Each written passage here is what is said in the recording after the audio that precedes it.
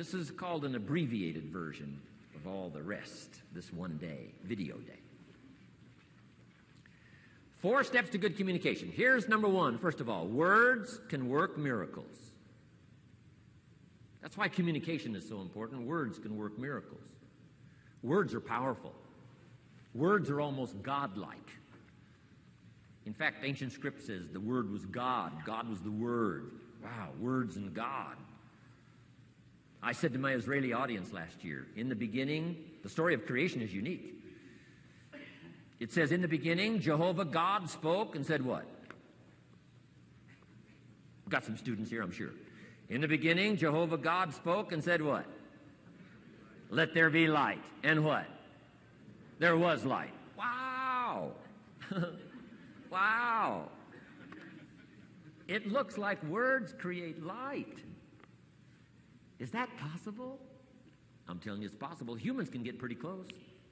What if somebody can't possibly see how they could do well, how they could become successful, how they could transform their lives and their health, their future, and their finances, spiritually, and every other way?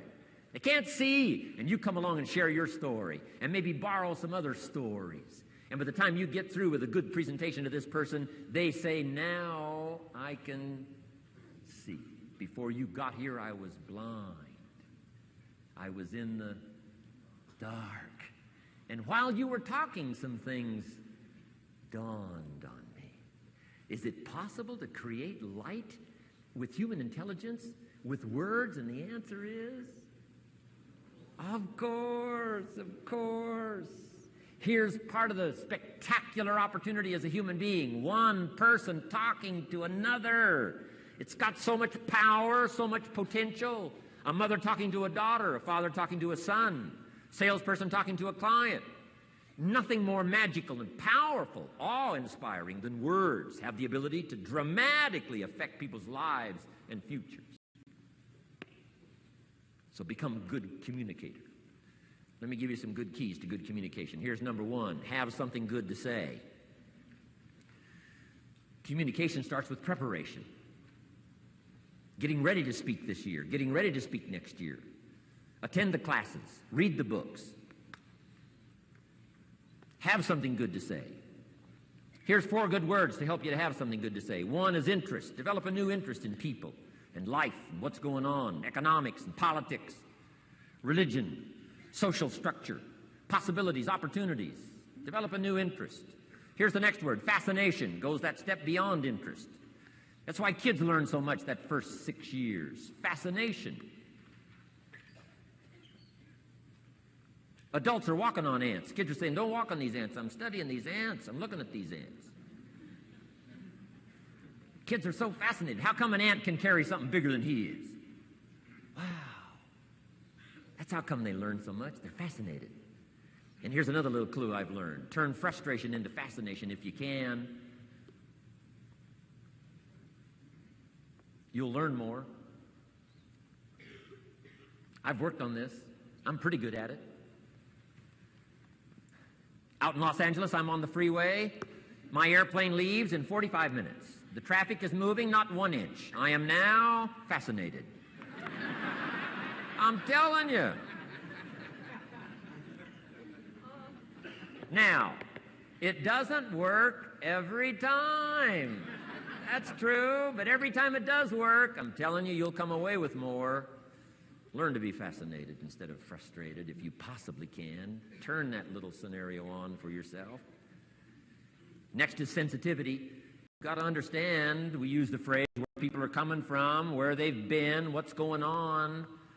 Sensitivity training is so important. People not like you, people that have got challenges and problems and difficulties, you got to do your best to be sensitive to other people, where they find themselves, the pit they might be in currently, what's going on. Be sensitive to that. Here's 2 of the greatest things said about Jesus. 1, it said he was touched. He was touched by where he found some people. He was touched by the misery he found some people in. He was touched. He was touched. And here's the other word. He was moved, it said. He was moved, touched and moved. If you really want to communicate well, you've got to be touched and moved.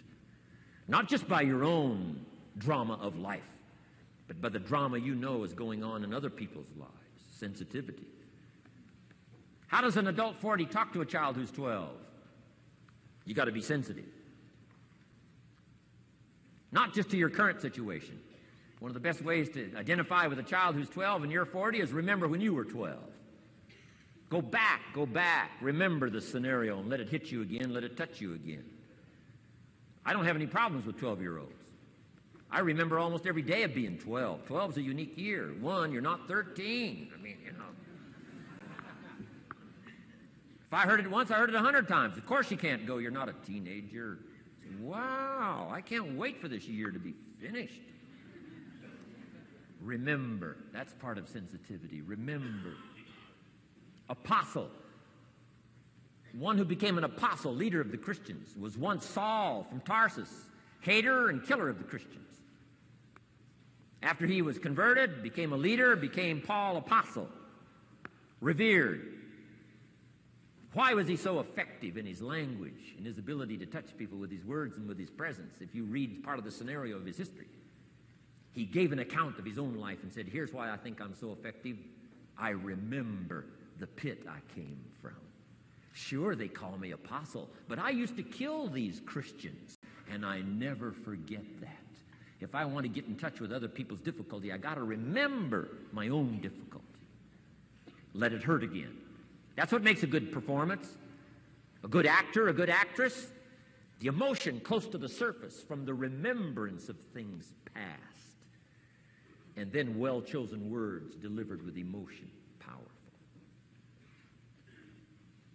The last word is knowledge. You just got to go through exercises like this. Take the notes, work hard, roll up your sleeves, go to work. Gather the knowledge in journals, gather the knowledge in notebooks, gather the knowledge in a library and cassettes and videos and every other means. Gather knowledge. Don't be lazy in learning. A major part of communication is preparation. Now here's the next part of good communication. Say it well. One is having something good to say. Number two is saying it well.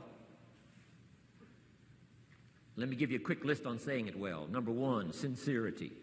Best place to start if you want to communicate well is let your sincerity show. Next is repetition, the mother of skill. I've been at this 33 years. Somebody says, well, you give a pretty good seminar. I should. 33 years? 33 years. Repetition.